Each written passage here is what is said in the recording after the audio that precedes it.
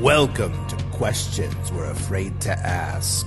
Welcome, everyone. Welcome, everyone. We have Chris with us today, and we're going to talk guns. So the question is guns, just in general, right? And what's the name of your channel right now, Chris? Because it looked like you had changed it in a couple of your videos. I did, yes. Hi, thanks again for having me on again. My name's Chris. I run Marksmanship Past and Present. We were Phoenix Arms and Defense for a while, but Phoenix was way too common of a name. So I was like, the theme of the channel was always like marksmanship, and we study old guns and new guns and kind of talk about the evolution of technology and how the technology may change, but your rights don't. And that's kind of what we hit on a little bit. We do some shooting videos, some reviews here and there, things like that. So what inspired you to start a YouTube channel? Good question. It kind of goes back to my background a little bit. So, I mean, I've been shooting for, a long time. I was 4 when I first shot my first gun. My dad was a police officer, so we had guns in the house. We always knew as a kid at an early age, you don't touch your daddy's guns. He's going to whoop you. And he always did his part to kind of keep him up out of the way, but so he could get to him if he ever needed them.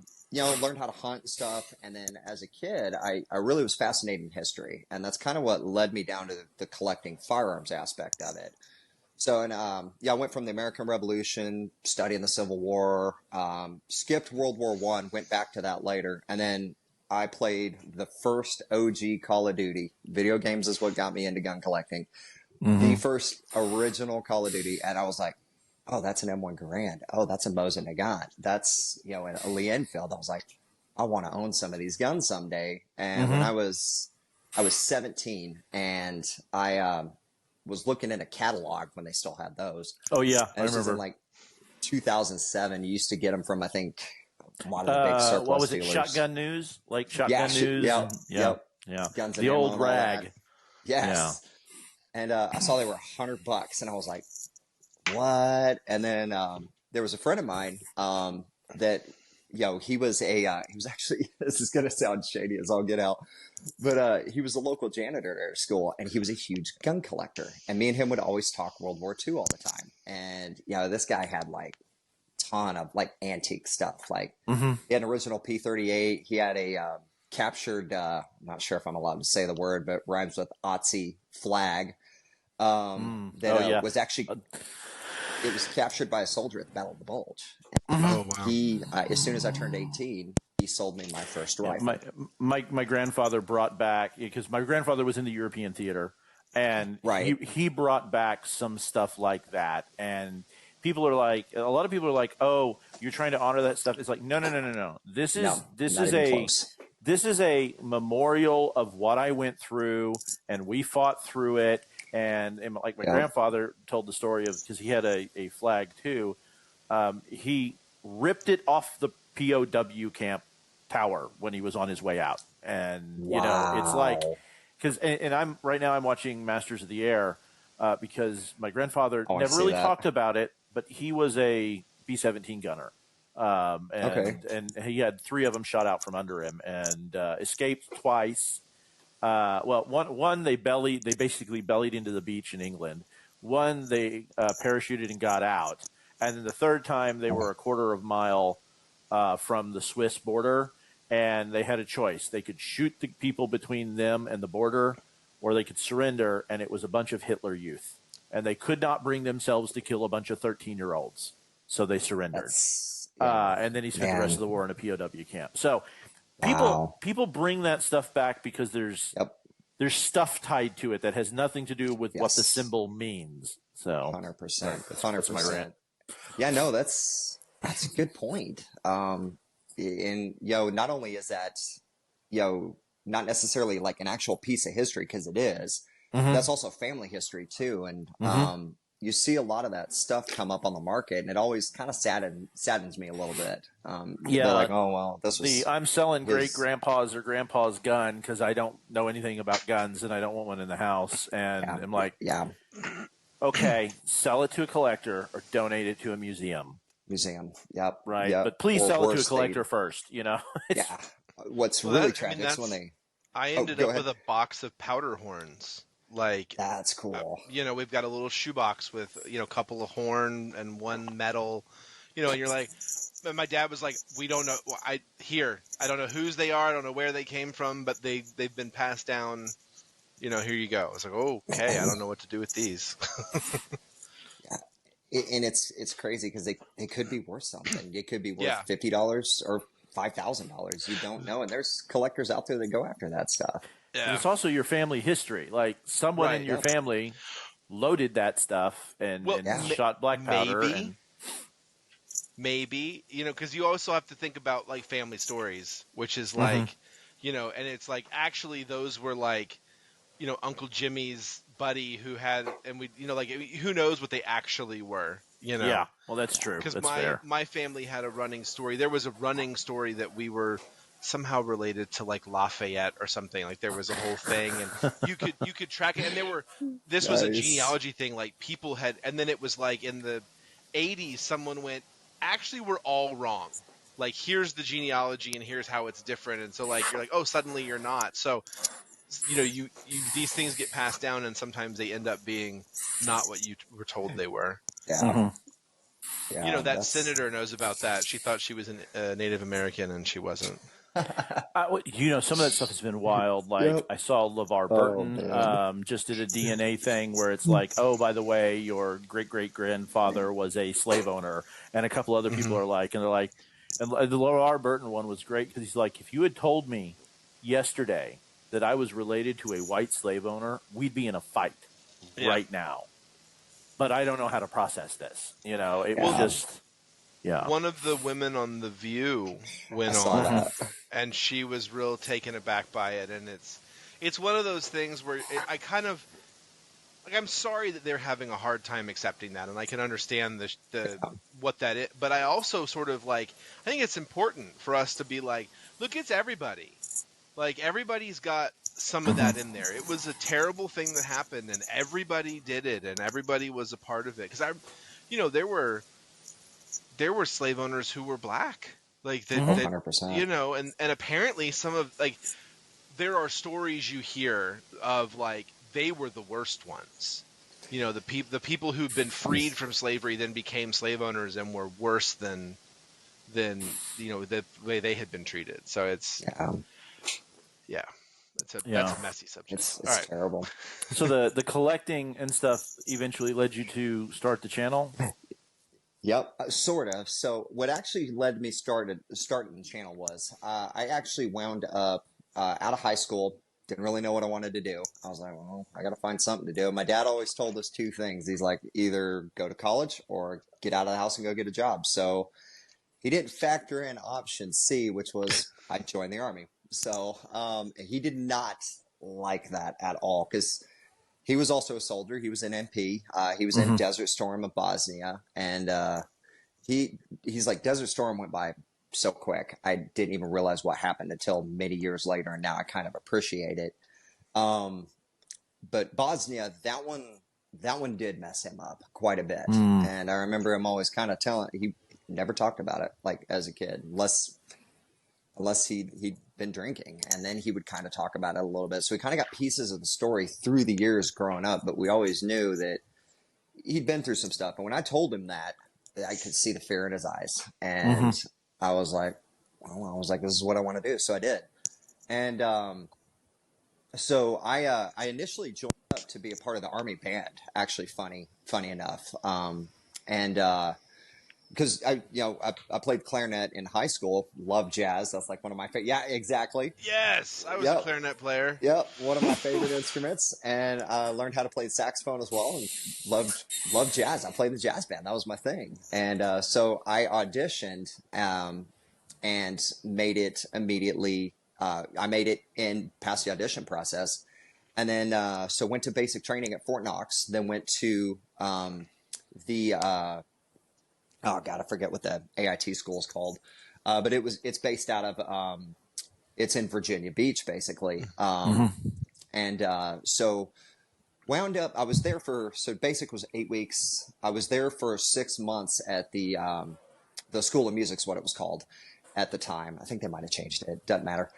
I couldn't sight read. Passed everything else, but I couldn't sight read to save my life. And they give you 30 seconds to look at a piece of sheet music and say, play it. I'm like, damn, I'm good. I'm not that good. So they reclassed me. And I was like, great, what am I going to do? So they gave us a list of 10 jobs. And I was like, okay, I got to pick this. So I was like, is MP on there? And they're like, no, those are full.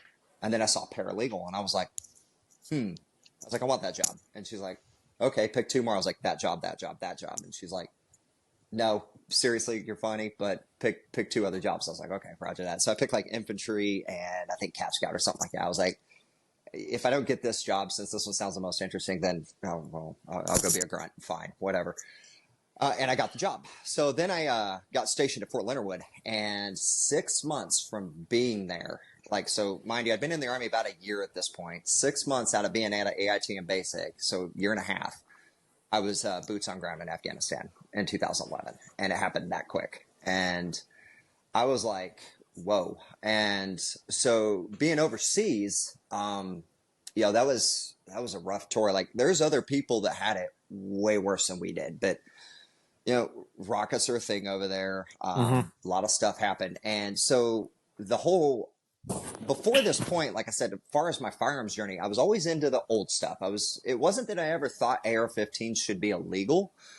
I just never really cared for them. It wasn't my thing. And I was like, I'm not really into it. And they were still these were the days kind of like after the whole, like the sunset went off in 2004. This is 2011, so they didn't explode in popularity yet. Yeah, they were just starting to kind of come out. Yeah. And That's everybody when still Bushmaster thought was still good. Bushmaster was still good. They were making them for the state troopers here in Texas, and they all still basically looked like carbine versions of the old M1 or I'm sorry, before the M4, the M16A1. They all looked like that, and the Marines were still using that one, and they hadn't put all the accessories and stuff on it. Everything still had a round forend on them. And rails weren't really a thing unless it was surplus. So I, being over there, and it was funny because when I came home on leave, my brother bought one, and it was his first rifle, and he spent $1,000 for a Bushmaster, and we go home on R&R, and we went to the range, and I went through a big, huge black powder phase while I was over there. I bought 5 of them, had them all shipped straight to my dad's house. Oh wow! And you can order those online and ship them straight to your house. They're not firearms per. They're not a gun ATF legally. Weird. Wild. Weird. So we're out there at the range playing with the stuff. My brother's like, "Hey, you want to shoot my rifle?" I was like, "Yeah, I'll shoot it." So I shot a little, a 6-round grouping with it. I'm like, "Okay, that's a nice gun." And he's like, "You don't seem too excited by it." I was like, I got to carry one of these every day over there. I was like, I'm home right now. I really don't want to be thinking about what's going on over there. So when I got back, after kind of going through some of those experiences and, realizing, like, I always thought, like, I could handle myself. Like, I know how to hunt, I know how to shoot, I can handle myself good. There's a big difference, and this is one of the things I always like to express to new shooters. There's a big difference between knowing how to shoot and knowing how to fight. And when that adrenaline hits you, it's a hell of a drug. So I came home. And I called my brother up 2 weeks before we get out. I'm like, hey, I am buying an AR-15. I'm going to buy a red dot of some sort. And I'm buying the Magpul DVDs, and we're going to learn how to fight with these things. And he's like, bet. My brother's in rifles now. So now me and him have got a common ground for us firearms go. Then when I got back, about a year later, I got stationed at Fort Riley. So I don't think I mentioned this before. So I'm actually from Kansas originally, about 2 hours south of Fort Riley. So he had his own house at this point.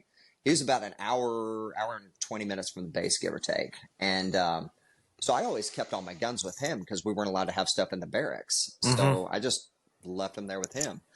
And when I did when I got my first NFA item, my first silencer here, we did a trust so he could have it there. But then we found out about a training academy in Wichita, and this is kind of where it started to lead me to get into the channel part of it. So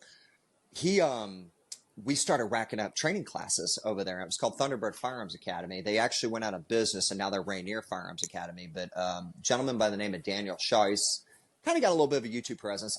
Awesome instructor. The dude, like, knows guns. He was a Marine in Iraq. He had a bunch of tours over in Iraq. Really good guy, humble guy.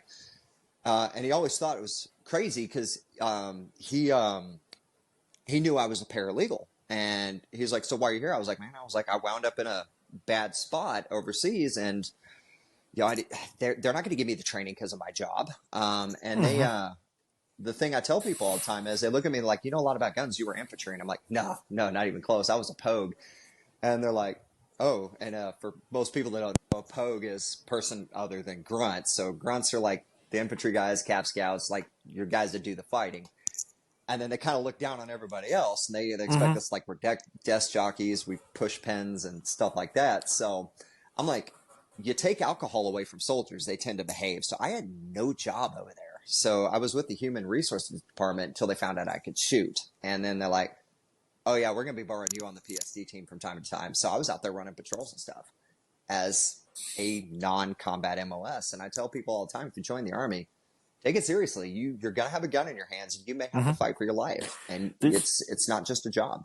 There's no such thing as a safe job in the military. Facts. Right? Facts. Right? Because my son can't join because of his medical stuff, but he was looking into it, and he was looking in the Coast Guard. And he's like, well, I like the idea of the Coasties because, they don't ever have to fight. And I'm like, no. They do all the drug raid stuff. Then they also fought the Brownwater Navy in Vietnam. And, they were a lot of them were running the SEALs in, and, it's like they ran the gunboats. It's like, don't say Coastie can't fight. It's not a real military unit. That's the Space Force. Yeah. But, I'm kidding. Even them, I mean, you think, well, the Air Force, they don't have infantry. Yes, they do. They have some of the nastiest ones. Yeah. I work with a guy who was pararescue, right? Yeah, and, those guys. And it shocked me. I was like, well, so what did they do? He's like, well, they gave me my Marlin 30-30 carbine, and they would drop me, and I went, what? And he goes, well, we're not supposed to shoot people. So they gave me a lever action, and I was just like, okay. And he's like, it'll work if it has to, but I have to load one round at a time in the side gate like an old cowboy. But it was small, it was light, and it would drop somebody, And he's like, no. They taught us to kill people with knives. That's how we were supposed to kill people. But we weren't supposed to engage. We were supposed to find the people and get them out. And that's terrifying when you stop and think about it in a modern battlefield. But one of the things we also learned from Afghanistan is antique rifles will win a war, right? You don't need the latest and greatest thing. And we're watching that in Ukraine right now. Oh, they're 100%. Setting up. They're taking Maxims from World War I and turning them into like drone killers in quad mounts with red dots, and some of the stuff coming out is insane. Oh yeah. And I mean, it's funny because you bring up that point, like with Afghanistan. They got Martini Henrys and Lee Enfields over there from the old days. And what's funny about some of those Martini Henrys and some of those Snyder carbines, which is another British gun. You can bring those home because those are considered antiques. And that's another funny thing, too, with guns that are antiques, they ship straight to the mail. And one of the funny things is, so you can get some of the really early Mosin Nagants, like that were made in 1895, anything all the way up to 1899 is a cutoff date. Anything before 1899 is an antique.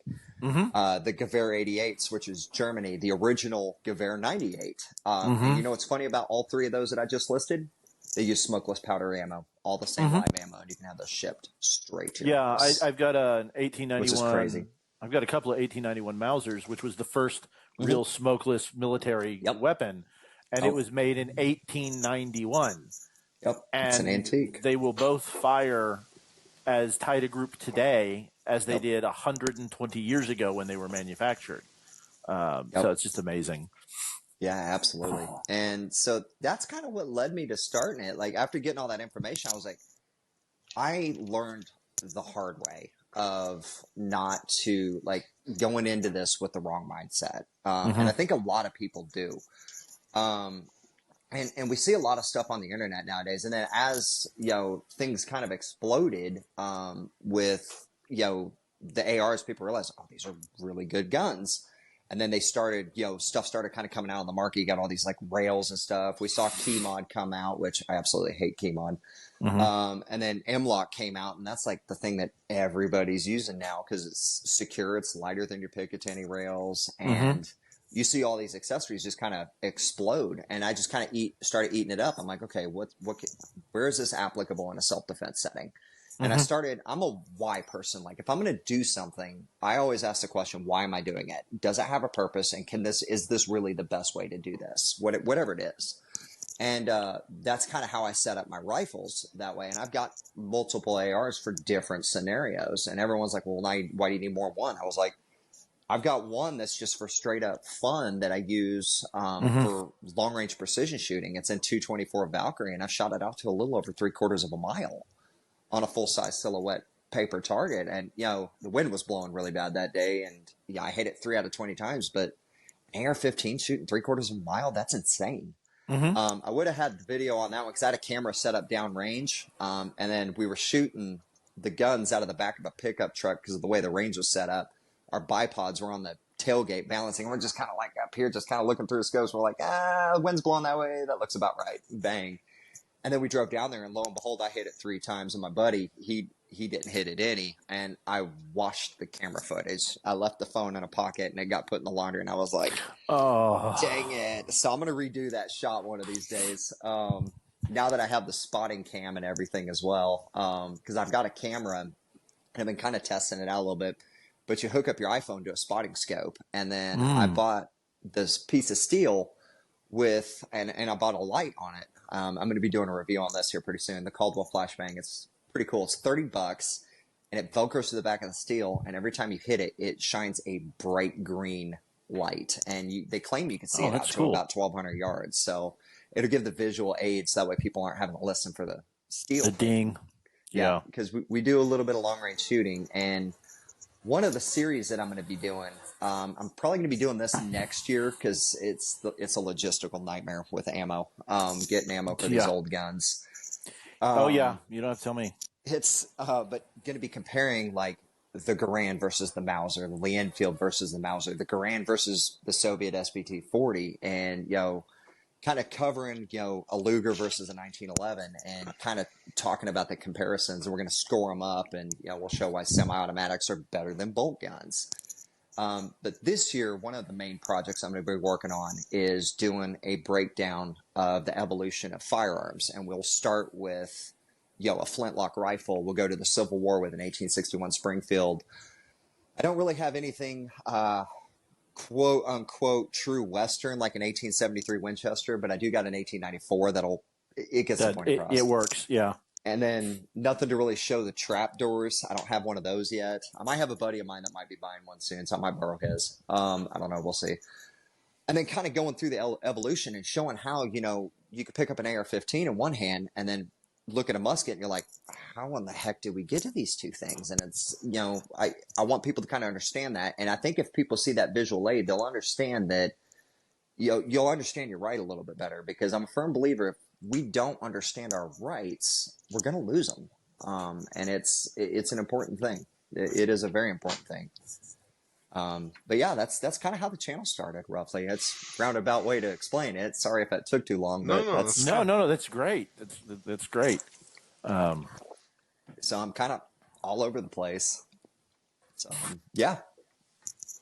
Guns is such a massive and immersive hobby. There's so many different things to do.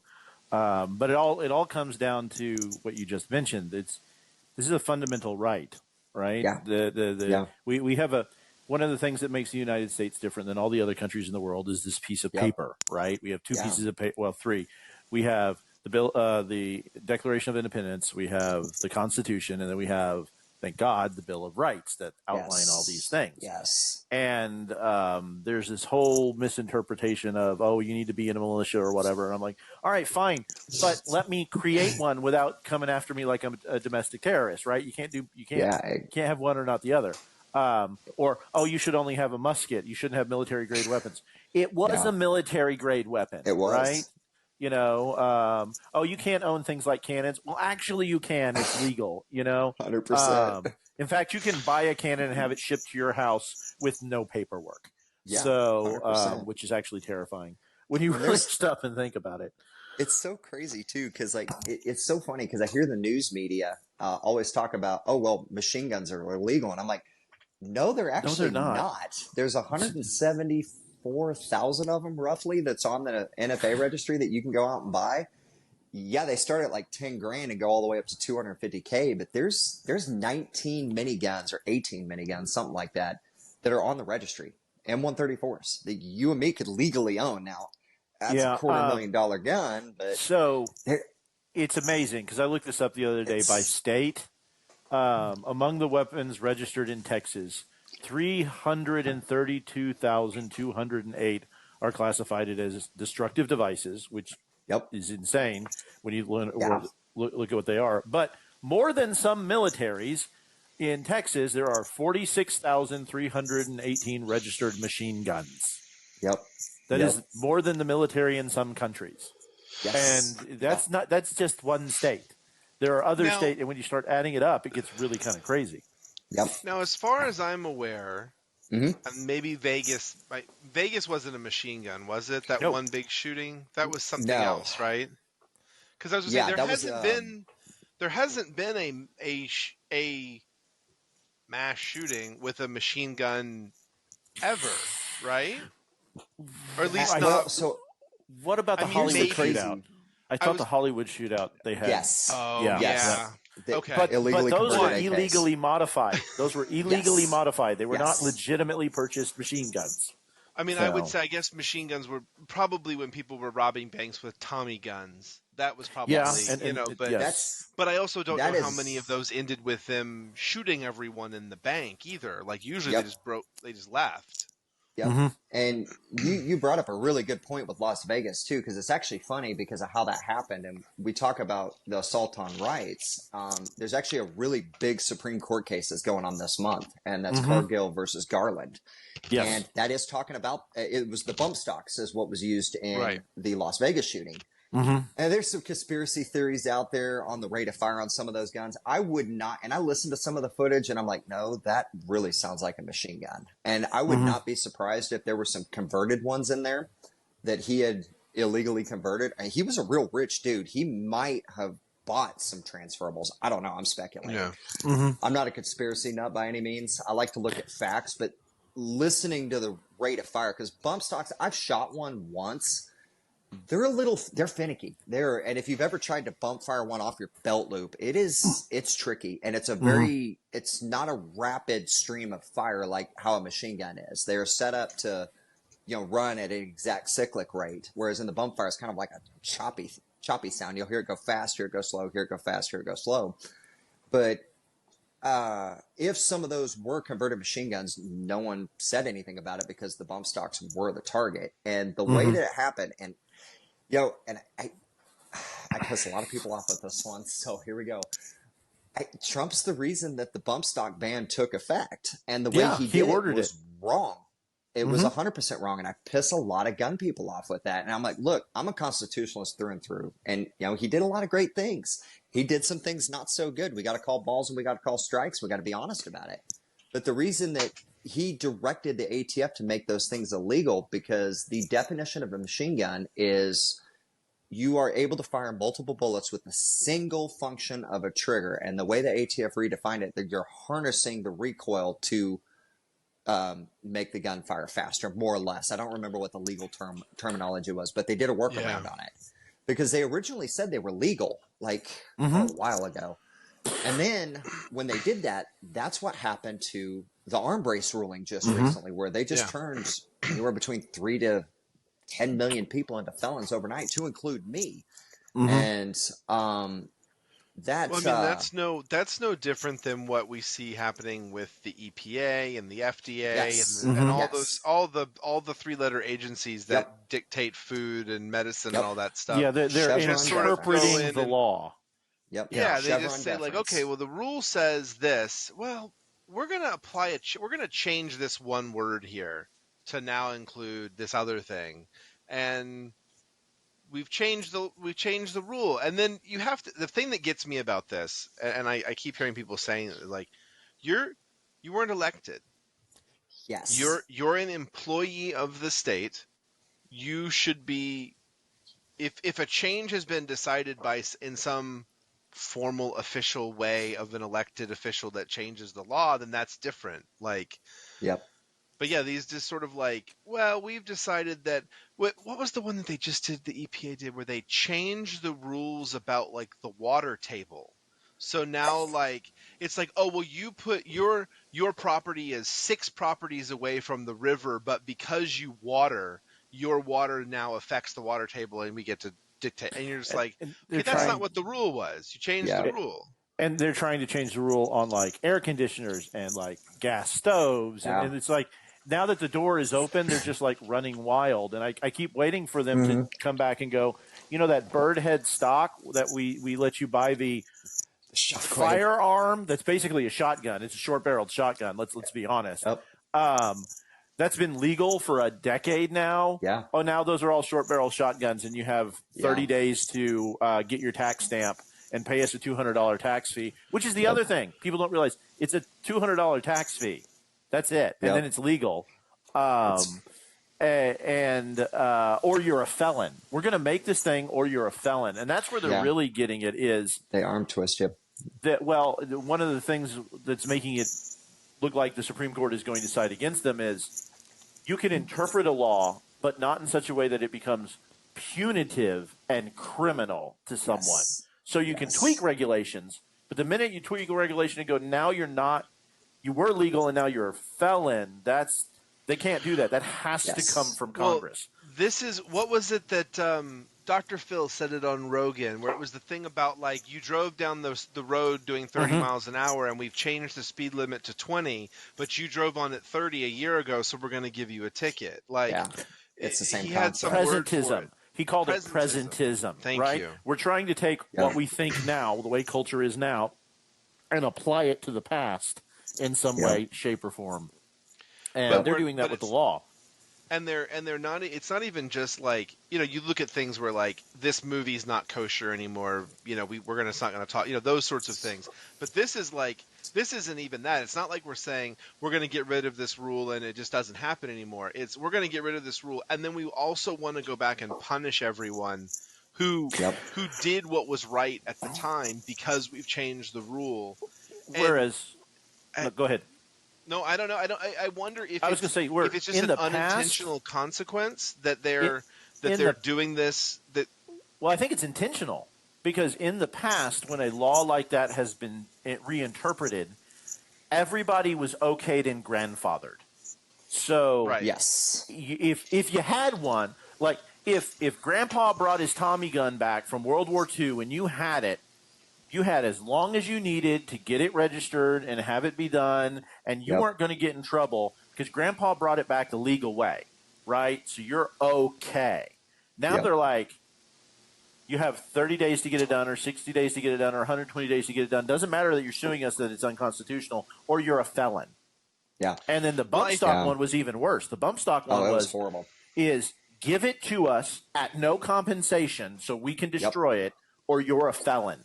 Period. Yeah, because turn in your property. They closed the machine gun registry in May 19th of 86, I think is what it was. And that's why people weren't allowed to. Yep. Yeah. And here's another one where I piss a lot of people off of, because you hear the media go, oh, the NRA, they're the devil. Believe it or not, a lot of gun owners do not like the NRA. They are corrupt as all get out. And we can blame the NRA for why we do not have machine guns to this day, because you brought up the destructive devices. And Reagan, yes, exactly. And again, like I said, I'm a balls and strikes kind of guy. Like, Reagan did some awesome stuff. Trump did some awesome stuff. FDR, not so much. Not one of my favorite presidents. What's it called? The destructive devices. The registry is still open on that. Now, you could go out and buy an M203. They're expensive. Getting the ammo is a little bit of a different story, because if you're talking HE rounds, now you got to have an explosives license. You got to have a place to store that stuff, and it's there's a lot of regulations. And back to the pistol brace stuff and the NFA stuff. Yeah, it's crazy because a lot of people that registered these guns under the amnesty period, I did not do that. I went about it a different way. They may not be well aware of the regulations that goes into that, because it's funny. Let me grab one of these here. I can actually show firearms on this, right? It's a podcast. You can do whatever you want. Cool. We'll talk about that here in a second with YouTube. So this is the one. So this originally had a pistol brace, and the deal with that was all the brace was a little piece of plastic that came around, and you wrap your arm around it. I chose to actually Form 1 this and pay the $200 tax because of how the ATF is, and I was like, I'm not going to give the pricks the satisfaction, for one, and number two, I'm not going to be sending you guys pictures of something you're telling me is a felony now. I'm not doing it. Hey, there's that whole Fifth Amendment process. I was like, I'd rather pay the $200 to stay out of jail. That's cheaper than hiring a lawyer.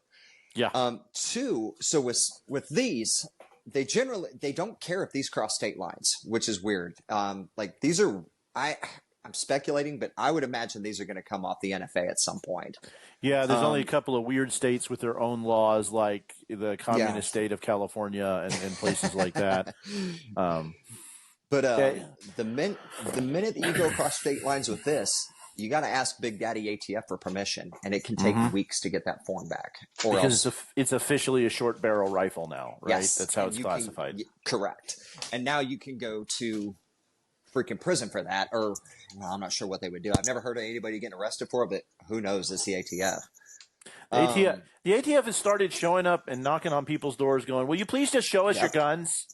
Which is not, is a no-no. I mean, unless you got an FFL, come back with a warrant. That's kind of my answer to that. Yeah. I'm not interested in talking to you without a lawyer. It's honestly why I never got my CNR, which is, for those people who don't know, a CNR is a collectible type permission thing where you can buy guns and have them shipped to you, and it's not an FFL because you can't make a profit on it, but it also gives them permission to come in. And I was like, I'll just buy the gun and do the paperwork. I'll just buy the antique and do the paperwork. It's easier that way. It's not that hard. It really is. And that's one thing too. Like, so kind of getting into it, because I got into selling guns when you first met me at my place of work. I'm not gonna dive them out by any means, but you know where I work. Yeah, we don't talk about where we work here. Just So. But I've been there. So I started there in 2017, worked there to 2018. Then I went and started working in the HVAC industry while I was kind of working on getting my fight in the VA on my disability rating, which good God. That's a fight. That's a whole nother show we can have you on and talk about the VA. That is a challenge, man. But we did that, and then once I got my disability rating up, it got to the point where the company I worked for was kind of they had to kind of go and reopen up again under name, and then I was like, well, kind of in looking for another job now because this place kind of closed doors for a little while. I was like, I'm making enough money. I was like, I don't like climbing in the attics. It makes good money, but I'm away from my family during the summer. $4,000 a month, or being away from my family. And I've always been a family guy. Like, family's number one for me. Money's nice. You gotta have enough to grease the wheels, but it's not everything to me. I chose to, after working, I chose to go back to my place of work. And thus I've been there ever since. And that was in 2019 and been there since. And one of the things about that process that was really interesting was learning the 4473 process, which is that background check form. And it's funny because most people are like, oh, I just go in, I filled this section out. You see that one section, and then the employee tells you, yep, you passed, you're good. Or if you got a common name like me, you can get delayed, because I've been delayed twice. That's annoying. Or worst case scenario, you can get denied, which does happen. And it does happen where I've been seeing a lot lately where it's actually been an error on their part. Because people will appeal it, and then it'll come back and be like, nope, yep, you were good to go. We just mixed you up with this person. It's not a perfect system, but it's a 3-tier check system that I tell people, because a lot of people that may not know guns because they just listen to the media and see the movies, they think that, oh, you can just go store and buy a gun. I'm like, no, it's not that simple. The first step is me. We're trained to spot straw sales. And what a straw sale is the classic version, there's several types, but the classic version is where you're like, I'm a criminal. I give you cash. I tell you, I want that Glock 19. You go in because I know you got a clean background check. You can pass it. You buy that Glock 19. You give it to me, and I go do nefarious activities with it. Mm-hmm. That's a classic straw sale. But a lot of ones that other people don't realize is husband doesn't have an updated address on his ID card because now it's an invalid ID card. And for the ATF, you can't sell a firearm to someone who's got an invalid, damaged, expired ID. He sends his wife in to go get it. That may seem okay to most people, but that's not. That's actually a felony if he's given her money. Now, if wife comes in, buys husband a gun for a birthday gift, that's completely legal because it's a bona fide gift. But if money exchanges, felony. In Texas, let's be clear. Yes. The gifting of the gun in Texas, the gifting is legal, in Texas, yes, is legal because not all states are that way, and I don't want anybody to treat anything in the Correct. podcast as legal advice. Right? Okay. I keep forgetting we got people everywhere now. Yeah. So the second step is those yes or no questions that you answer, and you would be surprised at the honesty, I will say. And then we politely tell them, hey, look, we cannot sell the firearm because one of these questions was not answered in a correct manner. And for people who don't know, one of the questions is, are you a felon or fugitive from justice or something along those lines? And you can mark yes. And I would be shocked if anyone does, but apparently people do, which those I've never had. I've heard stories that people have checked yes on that before. And I have too, from some of my friends that are FFL holders, and it's interesting. But the other thing too, like we screen the sales. The other thing too, I didn't mention on screening the sales. If you smell like alcohol or you smell like weed, I don't care if you do either. I'm pretty libertarian. I don't mind weed at all. Don't care if you smoke it. Legally, you cannot buy a firearm when you are under the influence of something. We will shut that down in a heartbeat. Okay, so now I have a question because a cop can't pull you out of your car because you smell like weed. So you get to make a determination based on how they smell? It's basically kind of based on so with everything on that, if they are not per the I gotta look up the statute on it. If they're under the influence of something at that moment, I don't know if it's an ATF thing or if it's a business thing, but typically if they're under the influence, they won't let you sell firearms because they're not of a sound decision to purchase that would firearms. make sense, but how are you I'm just from the standpoint of how are you able to make that determination? So most places we have to pair with a manager on that one, and they make the final call on it. We just say, look, we observed this kind of behavior and this kind of stuff. Boom. And same thing with like if you're getting violent at the store, that makes sense. There's a get out of jail free card with firearm sales. Almost, I mean, there's been a lot of places like, oh, you don't want to make my cake because I'm gay or this or that or whatever, and they sued because you don't have the right to refuse service. With guns, firearms are very regulated. They are different. The ATF has said if you're selling a gun and you feel bad in any way about it, you have the legal right to refuse service to anybody for any reason whatsoever. They could have purple hair. They could be too short. They could be, you just had a weird vibe about this person. And you just, because my first real job was working at a similar type of big sporting good type place. And we would get people who would come in around Christmas time. And the big one was no returns. When you buy a gun at a big sporting goods store, no returns, period. And people would come in and be like, and it was usually spouses like, I want to buy a gun for my spouse. Okay, what kind? One that shoots. Okay, what do they do with it? They hunt. What? Animals. Okay, well, we're not sure. Well, I'll just return it if they don't like it. No, you see the big giant sign here that says absolutely no returns on firearms. Well, just give me that one. You know what? I'm not going to sell you the gun. And, we would bring them in, find out 5 of them that they like, write it down, and then come back and talk to us. Yes. But, we were refusing a sale just because we didn't want to deal with the downstream problem, right? And that's perfectly legal, right? Because, imagine if somebody comes in ragingly pissed off, but they pass the background check and they have all this stuff. I'm not going to sell them a gun, right? Or somebody walks in and they're talking to somebody and they're like, which one do you want? Which one do you want? Which one do you want? Okay, I want to buy that one. No, it's going to be a gift. I don't care.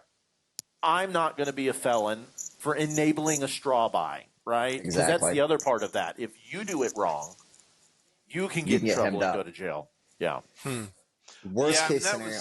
That was true. I remember that when I did the store for tobacco when you sold cigarettes. They were like, if you knowingly sell this to the wrong person, you're in trouble. So you better check their ID. Oh, okay. I'm really glad you brought that up because we had a manager that used to tell us all the time, there are 3 types of people in the customer service industry that gets to tell a customer no unequivocally. Bartenders, tobacco guys, gun salesmen.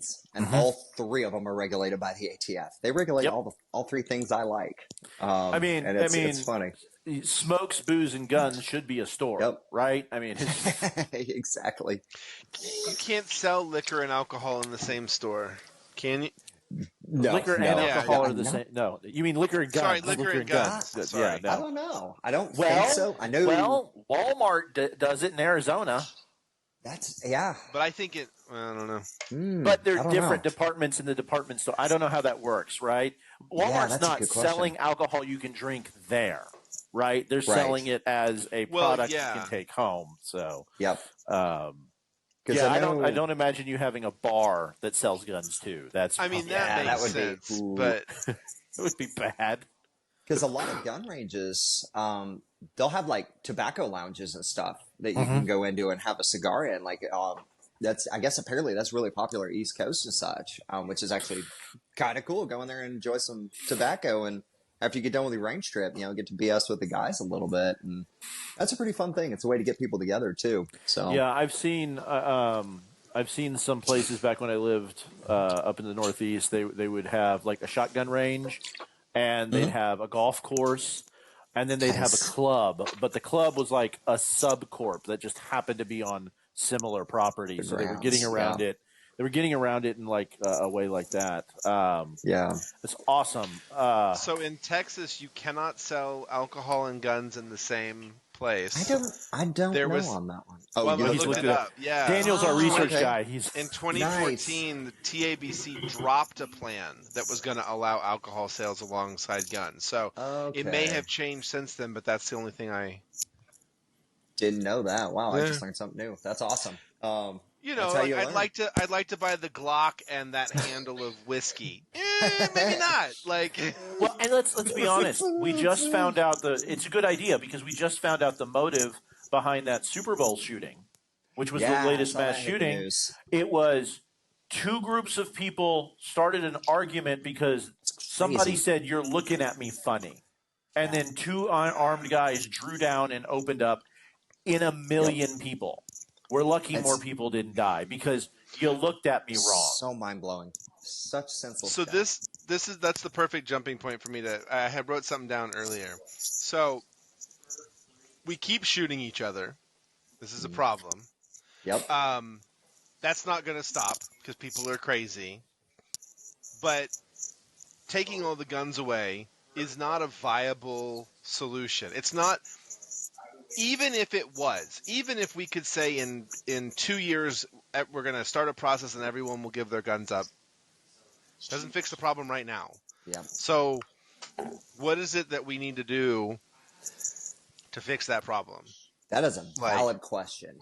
That is a very valid question. And so here's where, and I tell people this all the time because I get asked this from time to time. What do we do about school shootings? What do we do about, murder, homicide? And I love how you said it.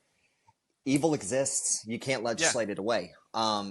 You can definitely enforce the laws that are on the book because there are thousands of gun laws, both locally, federally, and state, and thousands of gun laws.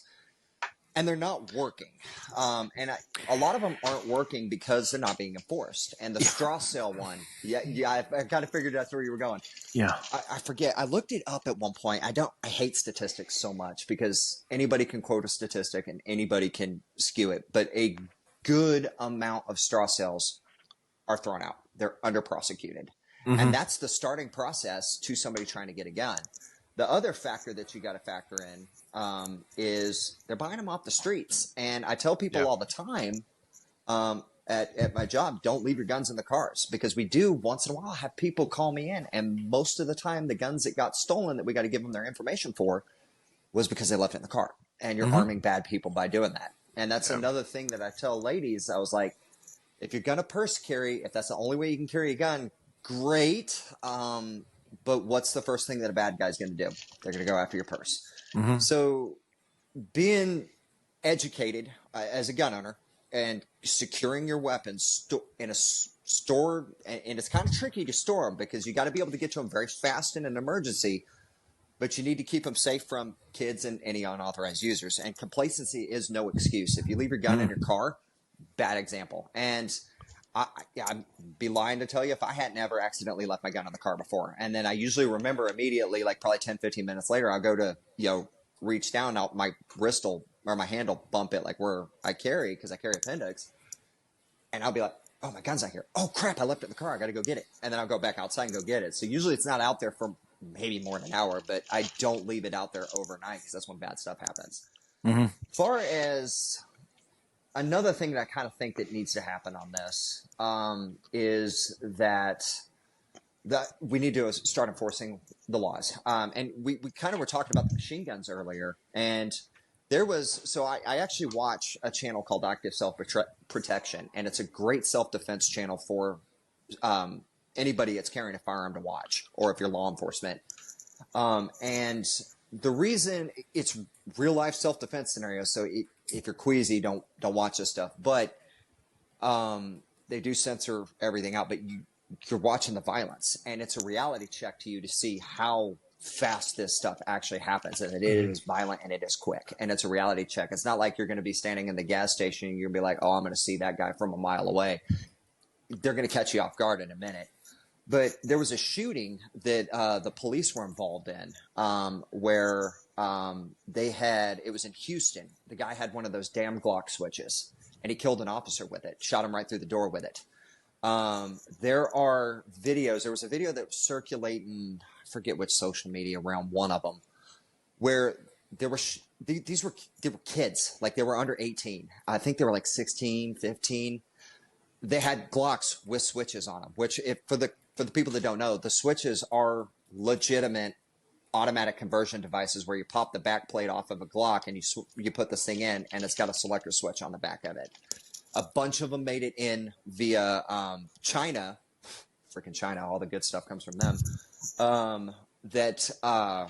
Made it in, and it flooded it on the streets, and it got missed. And they've been confiscating them. They've been trying to, but they're out there, and there are people with unauthorized automatic weapons. So these people can get them, and they are getting them. There was another one where I think it was Donut Operated that did a video on this. This one just hit just a couple weeks ago because I was like, damn, that's a nice HK. The guy, I don't know how he got this. Had to have stolen it somehow, but he shot at cops with a fully automatic UMP H&K, a 45 UMP. On full auto, sprayed these guys. And, they engaged back, but they're armed with pistols and suppressed rifles. And, they're going against a guy. They're outgunned. Mm-hmm. So why is the ATF so concerned about going after me with an arm brace or bump stocks, and they're not concerned about those cats out there that are in south side Chicago running around with Glock switches? I wanted to answer. You said the question earlier said, how do we keep schools safe?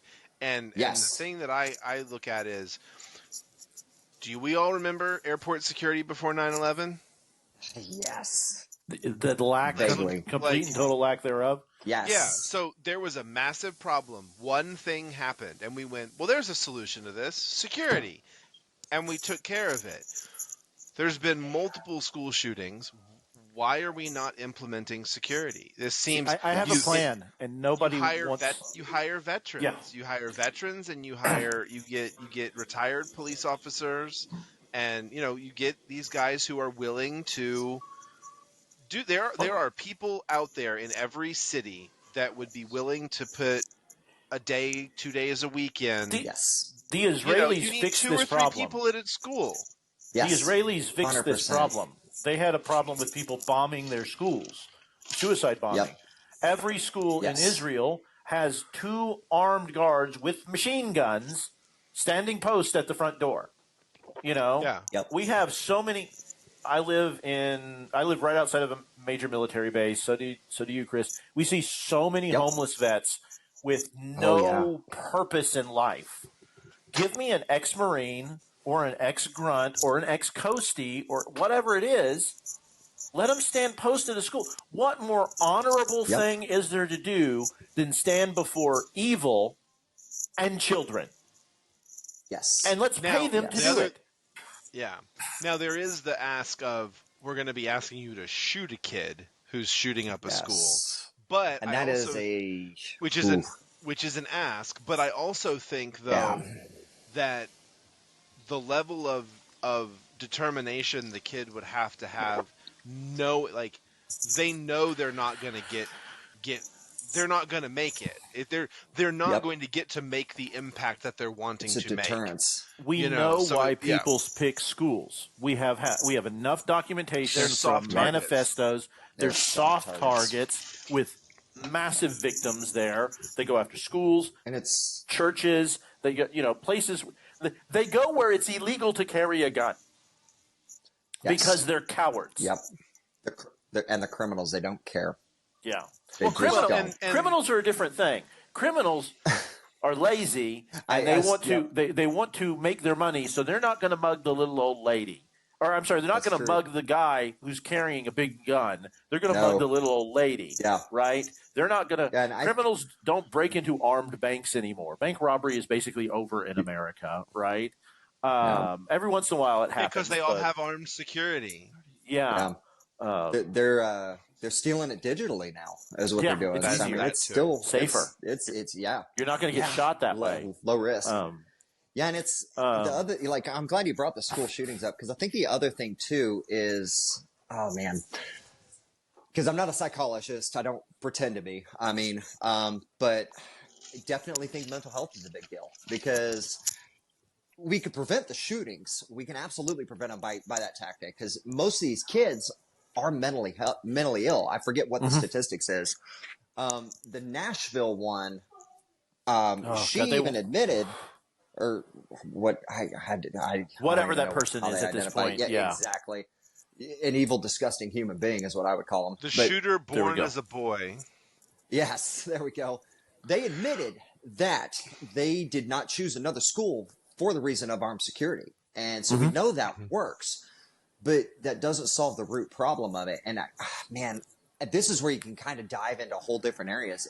I think it can be summed up in one word, and it's a culture issue of some sort. This is where I think we have a major problem with – and this is one of the – because I don't want to give an inch on the gun stuff, because it feels like we give an inch and then we lose an inch. We give an inch and we lose an inch. We give an inch and we lose an inch, right? 100%. But we need to make a change. We're already doing a background check. There needs to be an anonymous way where you don't get to see why, as the person selling the gun, that the mental health registry ties in to the gun background check registry. But right now, HIPAA makes that illegal. We cannot access that. So we need to understand that we have a mental health epidemic in this country. Now, that doesn't mean anybody who's ever been depressed shouldn't be able to buy guns. But one of the things that the question is have you ever been committed, right? Or spent time in a mental institution, like a long time in a mental institution, against your will is really where that is going. That registry needs to be in the gun registry, regardless of what your personal privacy reasons are for mental health, because we need to know, as people who might sell a gun, that you have been deemed at some point in your life mentally unstable by a judge. Right. There's got to be a way to have a check and X system where this name goes into the registry, and all the registry has to have would be name and social or whatever. It just has to flag no. It wouldn't have to have a reason. If you're on this list, you can't get a gun. Yeah, and I'll play devil's advocate, because I totally get where you guys are coming from on it. It's a very slippery slope in regards to then what can they determine to be a mental health disorder, because then it would have to be an appeal process for you to be able to do that, and exactly. But I think it's complicated. It's messy. Yeah. It is messy. It is. Yes. It's a hard topic to talk about, and because you can go that route on it. You can because some people like to blame the video games. Maybe, I don't buy that 100%.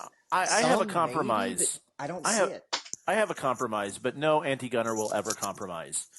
I think we should have the equivalent of a federal license to carry like Texas does it. Because in Texas, to get your license to carry, it's not easy. You have to do a federal background check, and not the little one, the deep dive one. No, you have to give them your fingerprints, right? You have to go take a class. You have to show proficiency. But I think if I can get that at the federal level, then I'm not your problem. Because statistically, those people don't commit gun crimes. Nope. And once I get that and I've jumped through your hoops, now I can buy whatever the hell I want. If I want to buy a tank, I can buy a tank. If I want to buy a minigun, I can. All those stupid laws preventing me from buying what I want, and the registry stuff goes away because I've done I've done my due diligence to show the state I am not your problem. Right? Yes. But they'll never agree to that because the ultimate – and this is – Daniel and I have had this argument because Daniel and I started on different sides of this. Yeah. The anti-gun people want them all gone, period. They've said it publicly. Yeah, they do. That is their end goal. I cannot, in good conscience, negotiate with someone who has said, my end goal is to take your right away. Yep. So I have to just be obstinate and support things that I might actually agree with, right? Because I know that's just a step toward – losing everything. Yeah.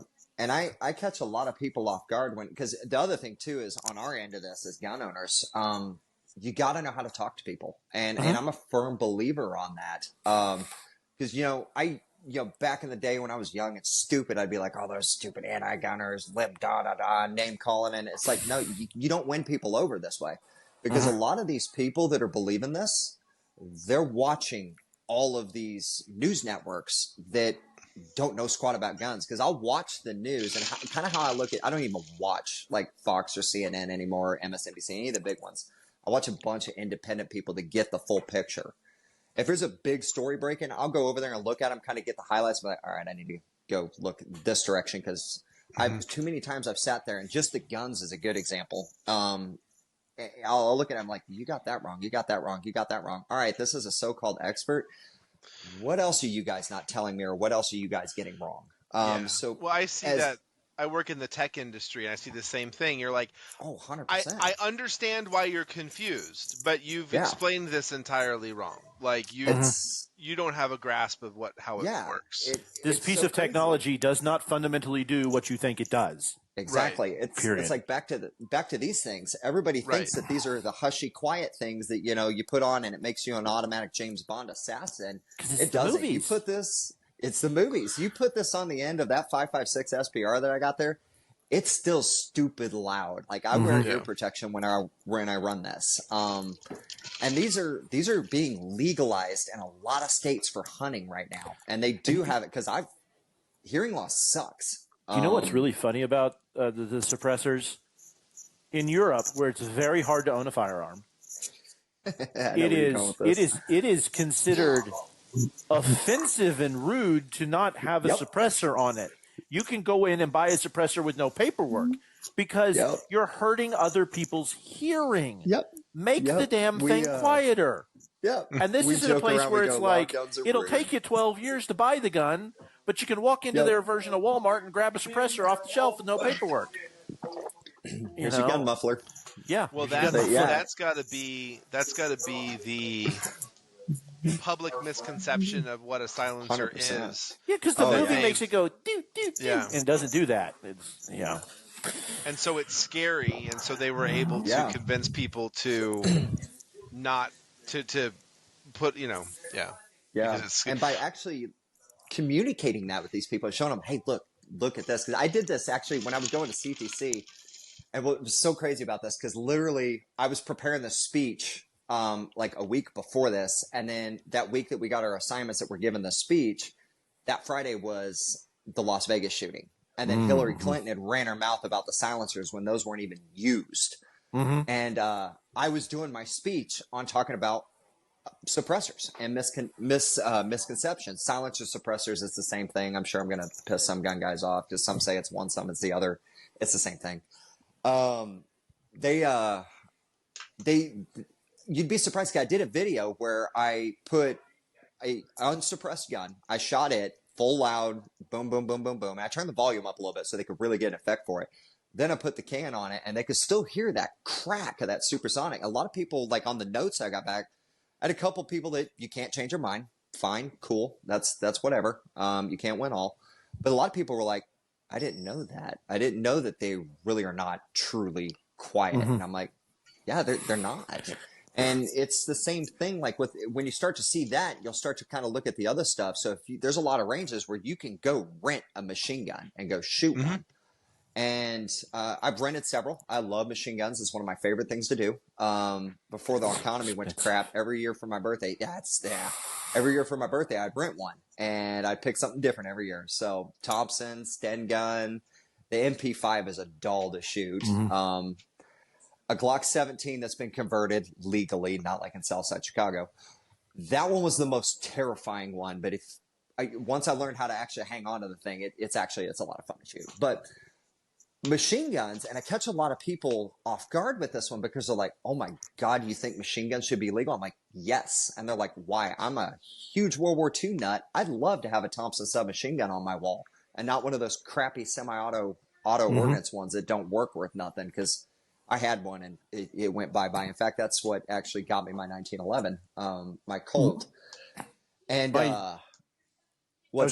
my dream car is a Willys Jeep with a Browning 30 mounted on the back. Yeah. You know, just because it's just cool, you know. Yep. But I would need more money for the machine gun than the Jeep than I would I could buy 10 Jeeps for the cost of the one machine gun. Yeah. Those but 1919s, it's legal. I think, yeah, they are. They're like 40 grand last I checked. Now we're seeing belt feds, because I watched the auctions and kind of watched the prices of them. Because Rock Island Auction, big auction company, they got a really cool YouTube channel. They got some really, really cool stuff. They actually just opened a shop up in Bedford, Texas, and they actually, Bedford. Yeah, me too. My wife's like, "No, you're grounded," and I'm like, "Okay." But they have their premier auctions up there. They just sold one of the Sharps rifles that was actually used in Quigley Down Under, which is nice. Cool stuff. But belt feds we're kind of seeing come down a little bit because of the economy. So if you're looking at a machine gun, I mean, now's the kind of the time. They had a bunch of Mac 11s, and that's an entry level machine gun. They're about 10 grand, give or take, or they're kind of creeping down to 8 to 10, but that's the starting level. The British Sten gun, if I were to ever buy one, I would buy a British Sten. Because they go anywhere between 6 to 8 on average, somewhere in there. Yeah, see, and mine would be the grease gun. I would get the grease gun because it was manufactured during World War II for $15 per gun. It's the stupidest simple design ever made, and it just works. Yeah, and it just goes do. You know, it's slow enough to control it, and that's the other thing a lot of people don't realize. If you fire a machine gun, it just goes. Like you're gonna get 2 rounds and then they're up, right? I'm glad you brought that up, because that's actually where I was going with this. And I'm like, have you ever shot one? And they're like, well, no. I was like, go shoot one and then come talk to me about it, because really, what is the difference when you're looking at it? You hold the trigger down and a bunch of bullets come out really fast, or you can get one of these high speed triggers like that AR Gold I got in that SBR, or a Geisley Super 3 gun, and you can shoot really fast. If you don't believe me, look at Jerry Mitchell. Like, that guy is like not human. He's like, his finger could be registered as a machine gun, as we joke around. The guy shoots that's the guy who holds the world record for the revolver, right? Yeah. Yes. I just watched that yesterday, and he fired 8 rounds on target from a double action revolver, which is one of the slowest guns there is, in 1 second. He put 8 rounds on target in 1 second. Then he did 6 rounds, reloaded the revolver, which is not easy, and 6 more rounds on target in 1.4 seconds. Guys, fast. He's not that human. doesn't seem possible. He's not. Go watch the video. Go watch the video. It's not human. Yeah. What's his name again? Jerry Mitchellek. MICU. Oh God, if Jerry you ever can just look watches revolver this, world record and it'll pop up. Yeah, I think it's MICUELEK if I remember right. But yeah, it's crazy because like a lot of people are like, oh, well, I guess you kind of pointed out that you kind of do got a point. I'm like, you can shoot really fast with one of these if you got one of these fancy triggers. I was like, it's dangerous and unusual until you give the government $200 for it. Then you're okay. Yeah, then you're good. And it's like, that makes absolutely no sense. And they're not efficient. And correct me if I'm wrong, but we removed the full automatic feature from our soldiers' infantry rifle. Their 3-round burst. They actually, right as I was getting out, they actually just readopted it. It was funny because they did bring it back, which was, I thought, kind of weird.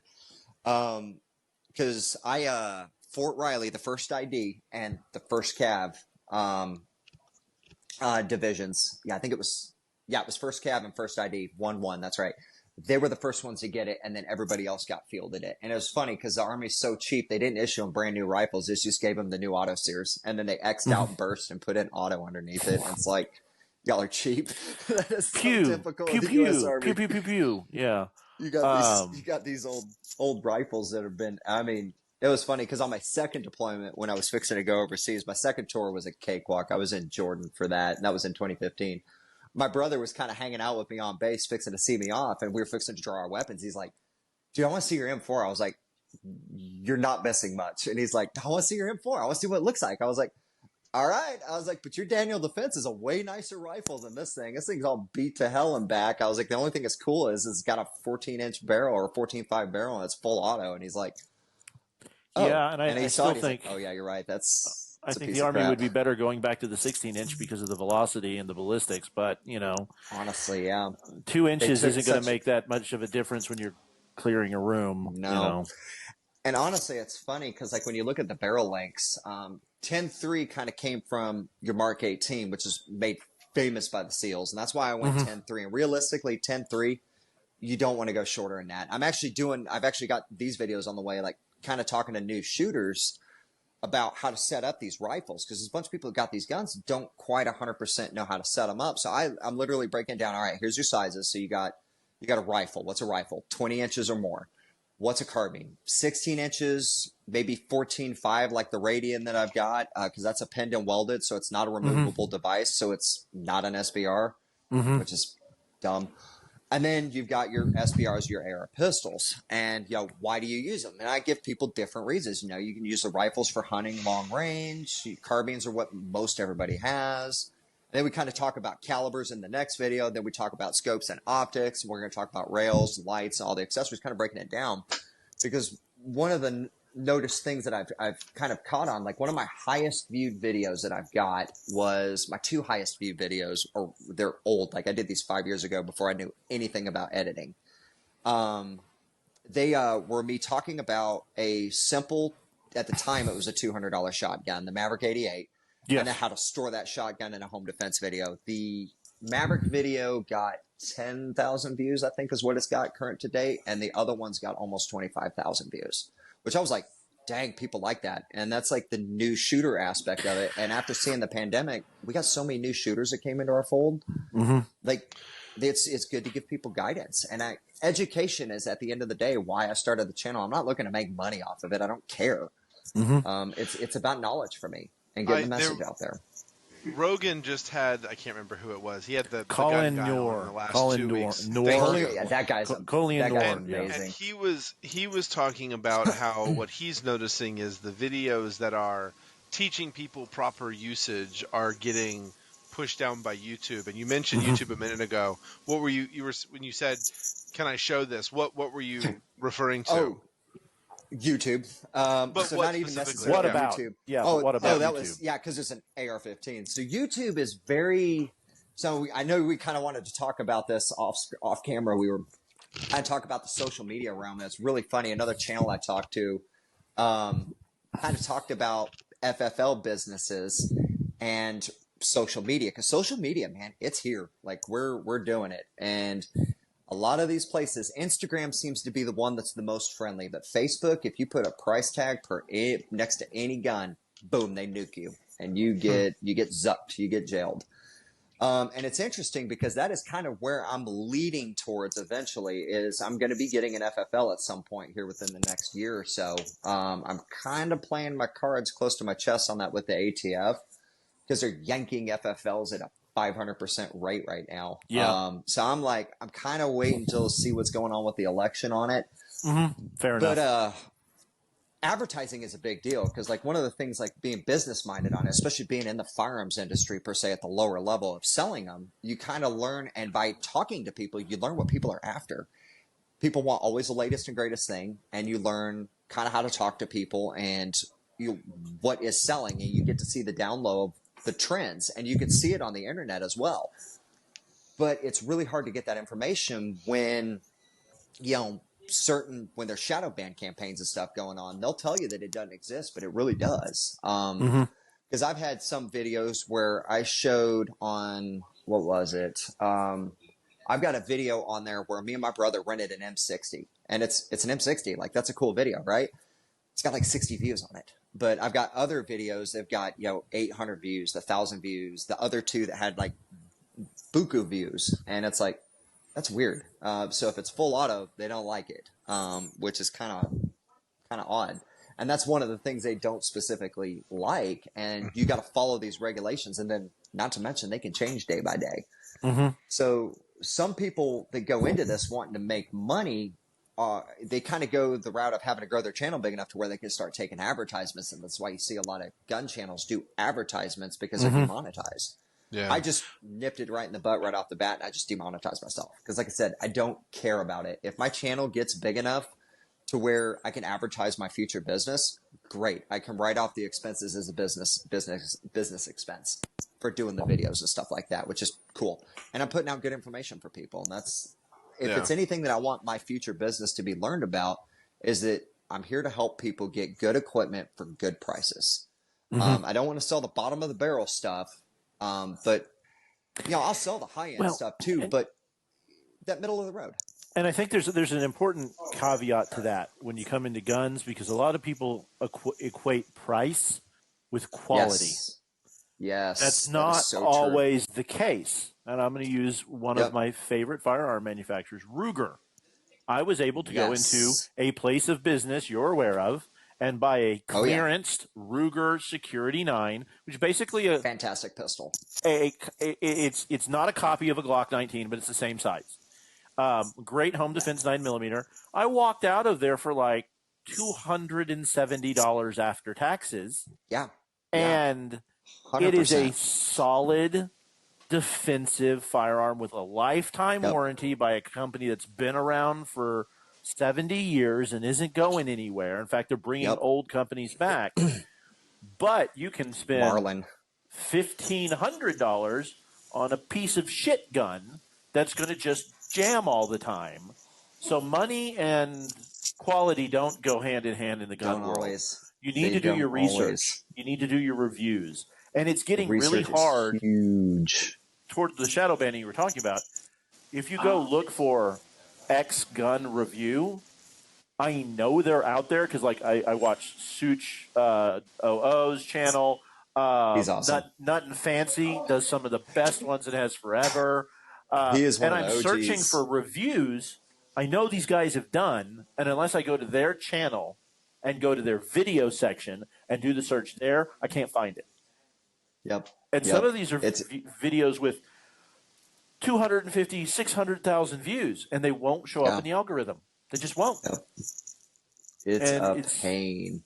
And no one has found the YouTube killer. People have tried. Maybe Rumble will be it. I know there's a lot of people who are like, hey, you like my video? Great. You want to see my good stuff? Go check out Rumble. Because like reloading's another good example. So one of the pistols I've got, it's a Type 14 Nambu. Really cool gun. And I actually got a video on that one coming out where I did a full gunsmithing video, and I'm not sure I'm not going to get in trouble for that one. But I even quote, like, this is maintenance, this is disassembly. We're not modifying a firearm in the middle of that video. And then I sarcastically say, Second Amendment, Fourth Amendment rights, YouTube. I know you guys don't like that, but we're Americans type thing. But that pistol, I have to manufacture the ammo myself because it is unobtainium. If you can find a box of ammo, it's $100 for 50 shots. If you can find a box. So what you can do is you can take 357 SIG casings, neck it up to 8mm, pour some powder, load a bullet in, fire it, pick up your brass. It'll be fire formed to the gun. So it won't be very accurate the first few shots until it's fire formed, because that casing will actually go into the chamber. It'll form to the size of the chamber, and then I can actually shoot it, and then I can actually do videos with that gun. Because the Japanese guns are by far the hardest ones to get ammo for. And the Arisaka I reload for. Thank God for the 6.5 Creedmoor, because that's in 6.5 by 50. Yeah, 6.5 by 50. We could go off on like gun nerd stuff, and we'll do another video where it's just going to be like gun nerd video, and Definitely. Chris, we'll have to get together and do a couple of videos just for the YouTube channel. But thank you very much for the information. We may ask you back to do more like the political stuff at some point, because I know we touched on it, but we didn't really dive in. But we need to get into so much. We really appreciate it. I think that's a good spot to. Otherwise, we're just going to go all night. So. Awesome, guys. Yeah.